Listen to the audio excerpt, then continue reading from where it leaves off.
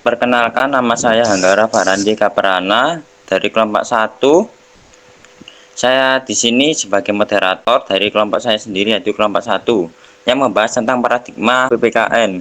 Sebelum masuk ke materi, saya akan memperkenalkan anggota kelompok saya, yaitu Ya, saya Atira Zasya Bilar, siswa bekti NIM 228197, presentator terakhir.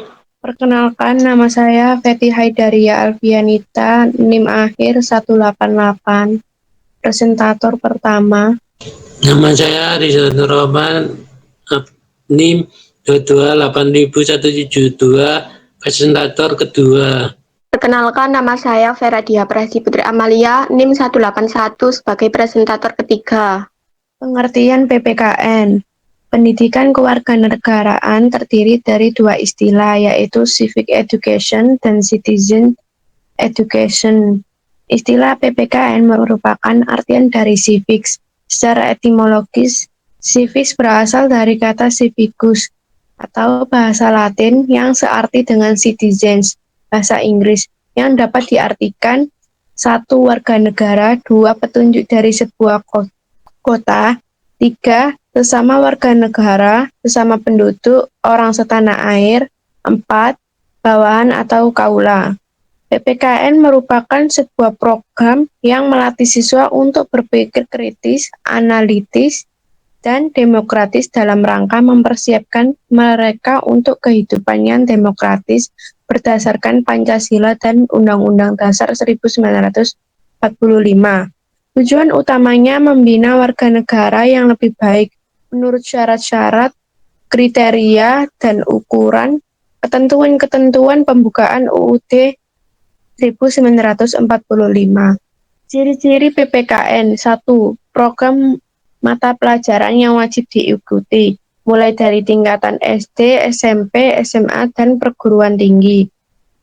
2. Keterampilan intelektual, menumbuhkan pemikiran kritis dan analitis, serta perilaku dan tindakan demokratis yang sejalan dengan nilai-nilai Pancasila dan Undang-Undang 1945. 3. Bertopik hubungan warga negara, berupa kemampuan dan pengetahuan dasar hubungan warga negara dengan pendidikan pendahuluan bela negara.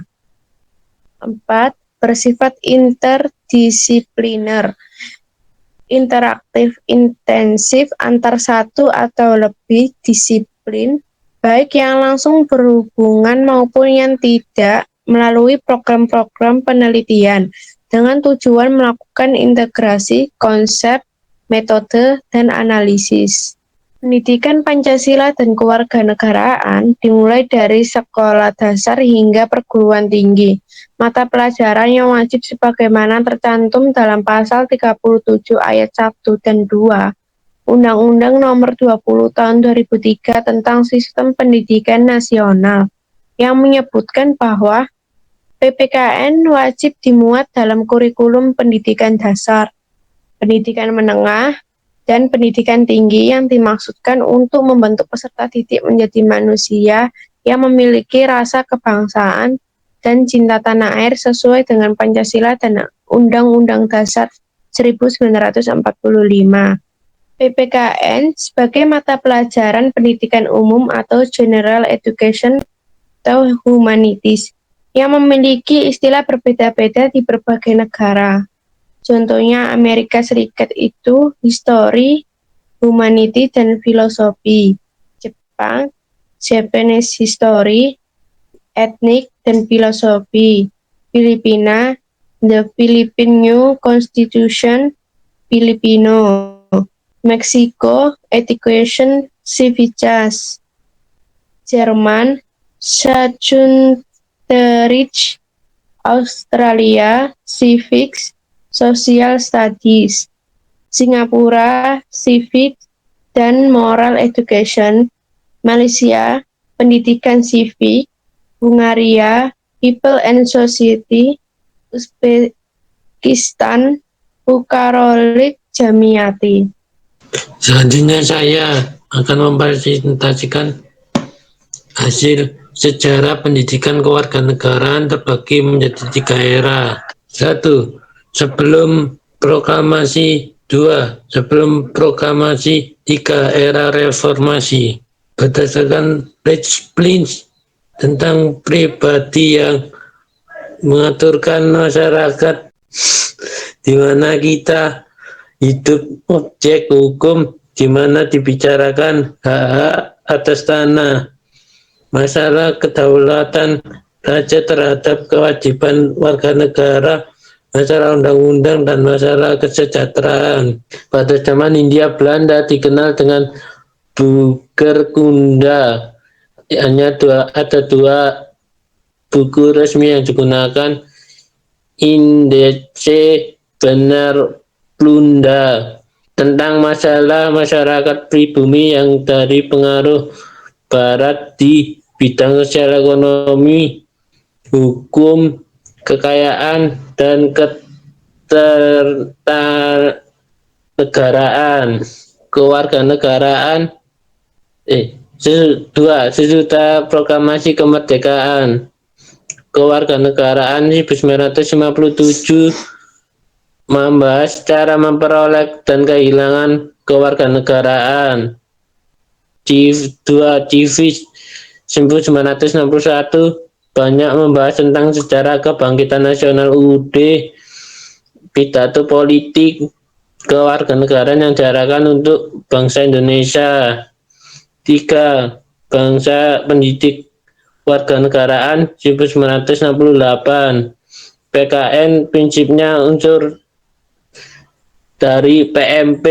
Isi PKN meliputi 1. Untuk SD, pengetahuan kewarganegaraan, ilmu bumi dan sejarah Indonesia. 2. Untuk SMP, sejarah kebangsaan, kejadian kemerdekaan UUD 1945, menetapkan MPRS. 3. Untuk SMA, uraian pasal-pasal dari UUD 1945 dihubungkan dengan ketanagara, sejarah, ilmu bumi, dan ekonomi. 4. PKN menurut kurikulum 1994 menginteraksi antar pengajaran pendidikan Pancasila dan kewarganegaraan dengan mata pelajaran PKN. Era reformasi hingga saat ini. 3. Kondisi di atas berpengaruh. Perubahan kurikulum PKN semakin berat dengan UUD nomor 2 tahun 2003. Tidak dieksplisitasikan lagi nama pendidikan Pancasila sehingga diganti pendidikan kewarganegaraan. Perubahan nama diikuti dengan perubahan isi PKN, memperjelas akar keilmuan politik, hukum, dan moral. Istilah kewarganegaraan dikenal tahun 1962 untuk mengikuti TIFIK bertujuan menciptakan warga negara yang unggul. Menurut Kemendikbud nomor 31 tahun 1967, pelajaran TIFIK terdiri Pancasila UUD 1945, ketetapan MPRS, pengetahuan tentang PBB. Konsep dasar PPKN. 1. Perubahan pendidikan kewarganegaraan PKN menjadi pendidikan Pancasila dan kewarganegaraan PPKN. PKN 2006. 1. Persatuan dan kesatuan bangsa. 2. Norma hukum dan peraturan. 3. Hak asasi manusia. 4. Kebutuhan warga negara. 5. Konstitusi negara. 6. Kekuasaan dan politik. 7. Pancasila. 8. Globalisasi. PPKN 2013. 1. Pancasila. 2. Undang-Undang Dasar 1945. 3. Bhinneka Tunggal Ika. 4. NKRI.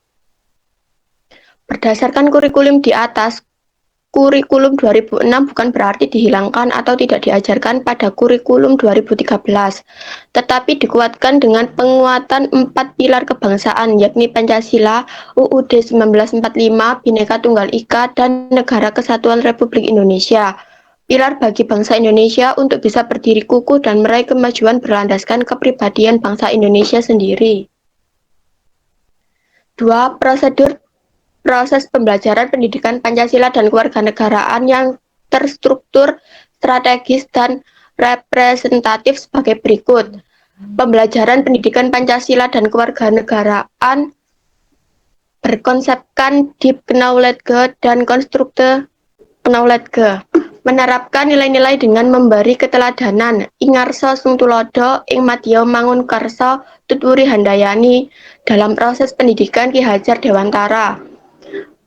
Berlandaskan nilai-nilai Pancasila, sikap menerima, menjalankan, menghargai, menghayati, mengamalkan, pengetahuan, mengingat, memahami, menerapkan, menganalisis, mengevaluasi, keterampilan, mengamati, menanya, mencoba, menalar, menyaji, dan mencipta. Mengapa penting belajar PPKN bagi sekolah dasar?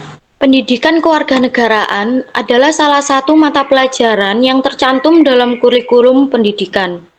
Mata pelajaran ini akan mengajarkan Anda tentang kehidupan sosial yang berbeda yang ada di keluarga, sekolah, dan masyarakat, dan masalah yang ada di dalamnya, dan sebagai sarana untuk membentuk siswa menjadi warga negara yang mampu melaksanakan hak-hak dan kewajiban, dapat mengambil keputusan-keputusan yang bertanggung jawab dalam menyelesaikan masalah pribadi maupun masyarakat dan negara, berkomitmen setia kepada bangsa dan negara Indonesia dengan merefleksikan diri sebagai warga negara yang cerdas.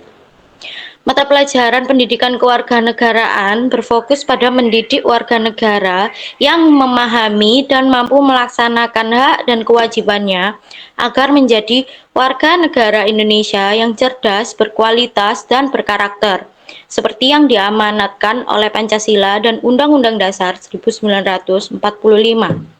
Oleh karena itu, secara singkat, mata pelajaran PPKN dinilai sebagai mata pelajaran yang mengusung misi pendidikan, nilai, dan moral.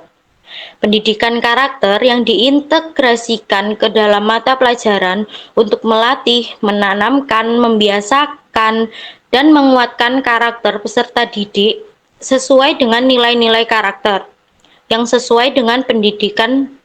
PPKN berkaitan dengan hasil belajar pendidikan kewarganegaraan. Pendidik tidak harus berfokus kepada pengajaran tentang pengetahuan kepada peserta didik, tetapi pendidik juga harus mengembangkan nilai-nilai moral sesuai Pancasila. Salah satu hal yang dapat dikembangkan guru adalah kecerdasan interpersonal. Kecerdasan interpersonal bisa dikatakan juga sebagai kecerdasan sosial. Diartikan sebagai kemampuan dan keterampilan seseorang dalam menciptakan relasi, membangun relasi, dan mempertahankan relasi sosialnya sehingga kedua belah pihak berada dalam situasi menguntungkan. Contohnya merupakan kemampuan dalam berkomunikasi, peka terhadap emosi orang lain, mudah menyesuaikan diri dengan orang lain, memiliki empati yang tinggi, dan suka menolong orang lain.